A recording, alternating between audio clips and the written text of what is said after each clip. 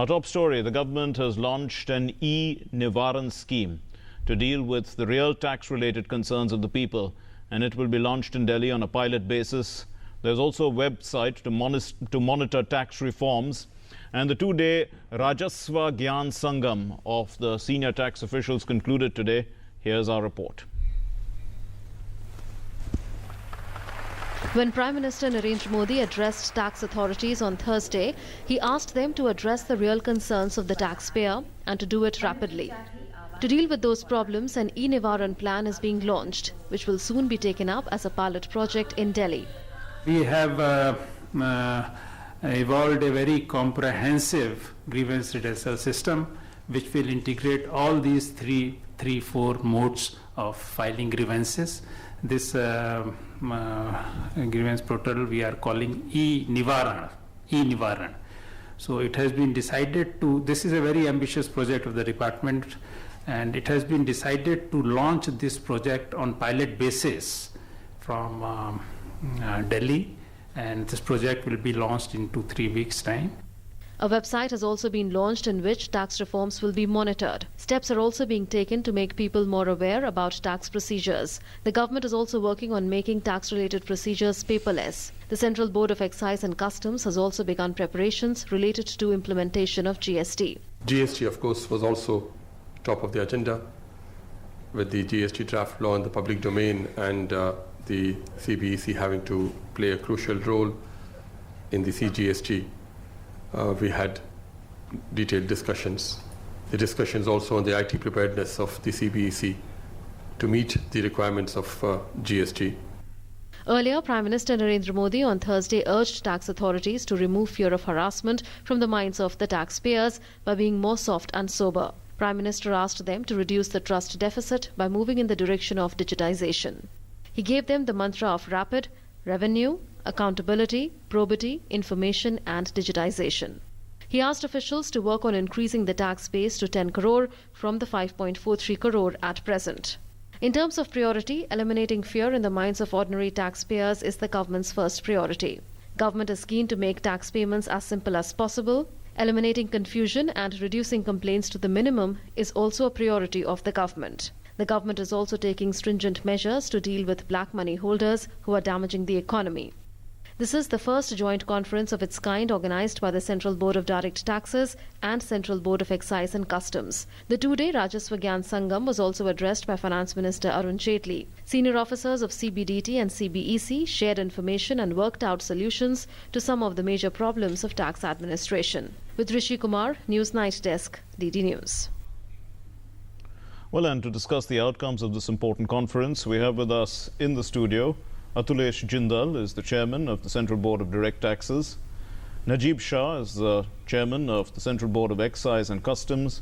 And Himanshu Vats, senior editor with the Economic Times. Thank you very much, gentlemen, for being with us. Mr. Jindal, we'll start with you. You gave us that soundbite also there about the grievance redressal system, the e-Nivaran, and you said it's an extremely important and a big step. What exactly are we looking forward to here? See, it will be an integrated grievance redressal portal which we are launching on pilot basis in Delhi. We already have 2-3 portals for grievance redressal, like CP grams plus assessees can also file presently their grievance petitions on our Aikar Sampark Kendras located all over the country. So these various portals we are trying to integrate in a single portal which we are calling e-Nivaran. So there the tracking of the disposal of these grievance petitions will become very easy. Assessees will also be able to track the status of their grievance petitions filed. Mr. Shah, how ready are we for GST? Oh, well, we are ready. The draft law has been in the pipeline for some time now. The CBEC, in the meantime, was training its officials. We also were actively involved in the training of the state government officials.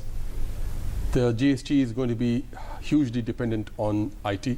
Sure. So we have been putting in place an IT infrastructure, and we are quite confident that we will be prepared when GST comes. Mr. Watts, when the Prime Minister yesterday was speaking, he said that, if you Google the number of ways to not pay taxes, you'll get more than you would have to pay taxes. Now, that is the big concern, isn't it? And, of course, gentlemen here are addressing that concern to a large extent. But when we look at, increasing the tax base, easier said than done? I think it's very doable. Okay. It involves a few things. It's a good starting point. You have the Prime Minister himself make a call talking directly to the tax officials. That's a good beginning. Second, in the tax department, the people on top, like the gentleman here, need to make sure that the black sheep in their departments do not soil the reputation of the entire department. Third, they need much more simpler direct interaction with the the taxpayer. Okay. Instead of, as of now, anybody who has some tax to pay will not even think of, meeting their colleagues. They will think of, should I go to a lawyer? Should I go to a chartered accountant? All right. It's because, that's the tradition, that's the reputation, and also the kind of language that is used. It's like if you get a legal notice where a sentence begins with whereas, next sentence begins with now therefore. Likewise, if a communication begins in a colonial kind of a way that under this power, you have done this, maybe things can be made more friendly. And I think these people also need to highlight their positive and user-friendly initiatives much more than they actually do. Because the aggrieved party is shouting from the rooftop that this has been done to me. But the satisfied party is just satisfied and not talking. So I think the awareness of their Mr. Jindal, 92% of the direct taxes are coming in through TDS currently. But I mean, in this day and age, isn't that actually, if you're looking for tax compliance, that's actually a better system, isn't it? Deducted source. I mean, 100% should come into TDS, one would think. 92% is coming not only from TDS, 92% is coming by way of TDS, self-assessment tax, advance tax, etc. Not only by way of TDS. But my argument was that it is a better system to utilize TDS. I mean, isn't it a better system? Yes, TDS is a better system, and but enforcement of TDS provisions also is being done by the department. See, we have a full-fledged central processing center at Vaishali here, through which we are monitoring whether TDS statements are being filed, whether TDS compliance being made properly. So many notices are being issued to the potential TDS deductors who are not filing their TDS returns. So this monitoring is done by the department as far as this TDS collection is concerned.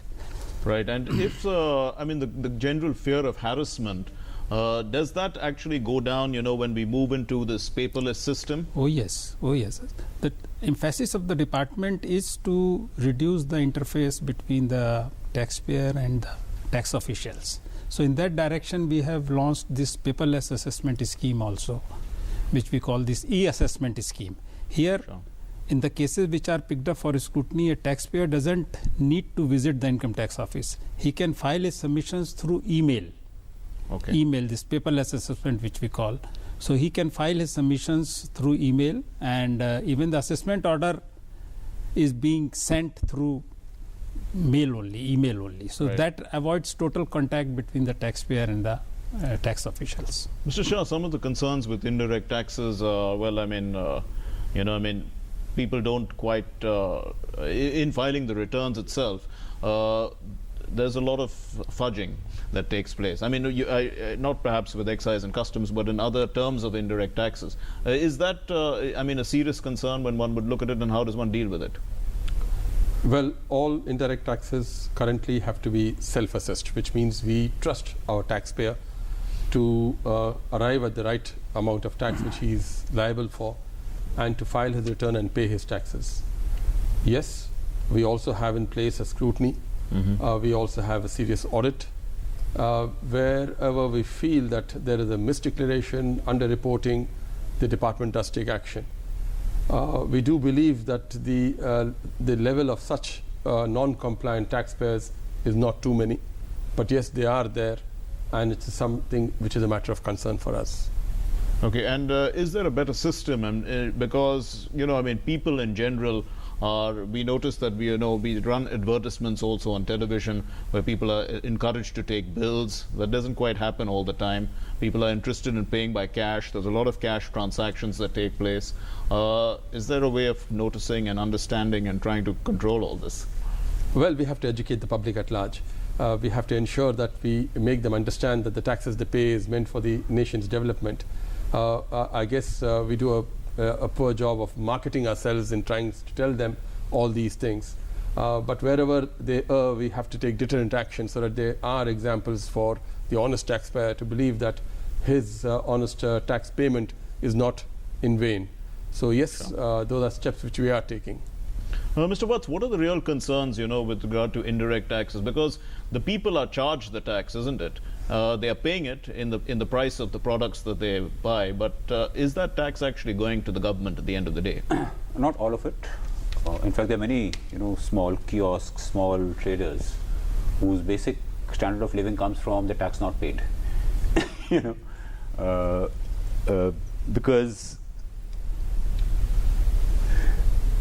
my suggestion is that there should be an incentive to a customer also to demand the bill. Because the moment I demand a bill, I am helping the authorities get more tax. Okay. So maybe there should be some incentive that if you have this registered person from whom you take a bill, maybe you should get a discount. Or there has to be, or some other way to make it incentive. It's a very good thing that, okay, national interest and be a good citizen and therefore take the bill. But that's not how it works. Because very often, if you are going to buy a plug, a bulb or something, the guy will tell you, this is 200 rupees. If you want a bill, then it is 274 rupees or whatever. Sure. So there is an incentive not to ask for the bill. So I think that has to be countered. And overall, it has to be a mixture of being friendly and enforcing both. Because it's not just a fear of harassment. For many, it is just a fear of paying tax. Okay. So that fear does not deserve sympathy. So, Mr. Shah, how does GST sort out this problem? Will it help to a great deal? We are very, very sure that the GST will set at rest a lot of these concerns, simply because the GST is predicated on the fact that there is a seamless flow of credit, which means down the line everybody would be insistent on bills, simply because without the bills he can't take credit. And the fact of the matter is that the credit also will flow seamlessly from the states and the center. So yet another reason why there used to be incentive for misdeclaring will not be there. The GST law as it stands today, the proposed draft law, also has provisions for compliance rating. So all these we hope will make it very attractive for people to pay taxes. Mr. Jindal, to make people pay, their taxes more, in terms of, there are stringent measures now against black money. As a deterrent, what are the kind of, people still don't seem to be worried. I mean, I'm just speaking as a layman from an outside point of view, that, they're not worried about not paying taxes. The fear is not there. No, our enforcement wing is there. We are taking enforcement actions like, searches, seizures, etc. Those are being intensified also. Plus, we have an elaborate information collection system also, through which we are monitoring such activities. Sure. Large cash transactions that are taking place, I mean, are they monitored frequently? Yes. We have taken several steps to control these cash transactions, and in the last Finance Act, in fact, this additional tax of 1% has also been levied on cash transactions exceeding 2 lakhs of rupees. This will help in tracking these cash transactions over 2 lakhs of rupees. So we are very much concerned about this aspect, that cash economy should be curtailed. Right. So, and moving into a system where we are not going to be utilized so much cash, when most of the money is paid electronically. I mean, a lot of people are already doing that. They're paying through debit cards, credit cards, and now, with RuPay cards, etc. All this is becoming much more easily available. That's going to reduce this entire, I mean, not only cash, but will it reduce black money to a large extent? Or Yes. is that also, are there loopholes there too? No, I think that will help in reducing black money. That because all these transactions, more and more of such transactions will come on our radar. We will be able to track those transactions, like quoting What of about PAN. Benami transactions? That's another thing. That's another area. Yes. Benami bill is pending before Parliament. We have this Benami transaction bill that is pending before Parliament. But several steps have been taken. Like PAN quoting has been made compulsory for so many transactions. Yes. So with the help of these PAN numbers, we will be able to track those transactions. Sure. And increasing the tax base itself, 10 crore, not quite the target, but we all are moving towards increasing it. Is it, as I asked Mr. Watts, he said that it's possible, doable. Yes.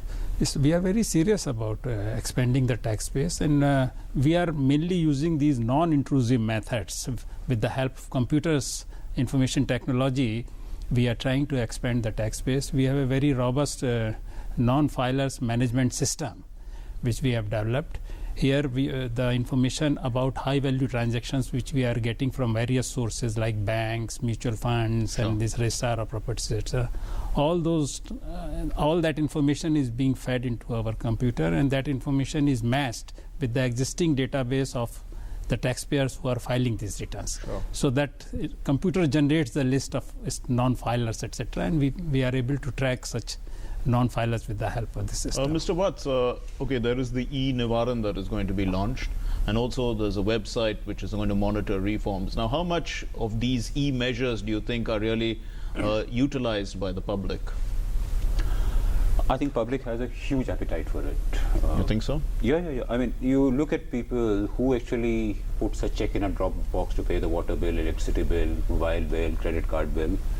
An increasing trend is to do e-transaction, because you can do it at midnight, you can do it from your home, you don't have to go and park somewhere, and it's all very transparent and visible. Okay. So, and it's catching on. If you will recall, say 5-10 years ago, the routine shop in a market would not accept a credit card. And then he saw that moment a department store comes, because he's accepting credit card, the juicier customer is going there. Sure. And today, except a panwala perhaps, everybody is accepting it. So, the younger generation, it is much more illiterate, it is much more digital about life. Sure. And that's a very good thing. Mr. Shah, what about, new payment gateways like Paytm, for instance? All these things. How does, could people, misuse these in a way and not pay their taxes, their indirect taxes? It's not possible. It's not possible. Indirect taxes would not really be very impacted by these. The Paytm because they models often offer you all sorts of discounts. How are they getting these discounts, one would ask?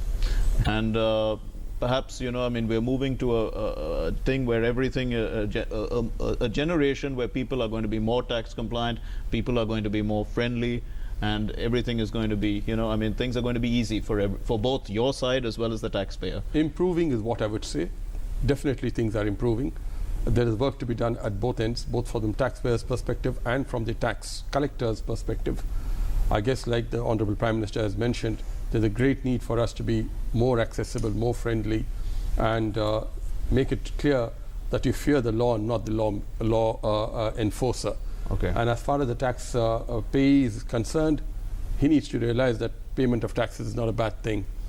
He needs to realize that by paying taxes and being a good citizen, he contributes to the nation's development. I think it's a huge, important factor which will help in the payment of taxes. I will only say that initiatives taken by the department have been very well accepted by the taxpayers, because last year more than 94% of our returns were e-filed. Hardly 6% came by way of paper filing of returns. So that e-filing scheme has been very well received, and people are very happy that in large number of cases we are able to issue refunds in less than 60 days time. Right. So these initiatives, and the technology capacity is there. Yes. Capacity is there, these websites are not going to break down. No. That we have taken precautions, because last year we received more than 4.34 crore returns by way of e-filing. We leave it there. Thank you very much, gentlemen, for being with us here on Newsnight. Thank you so much.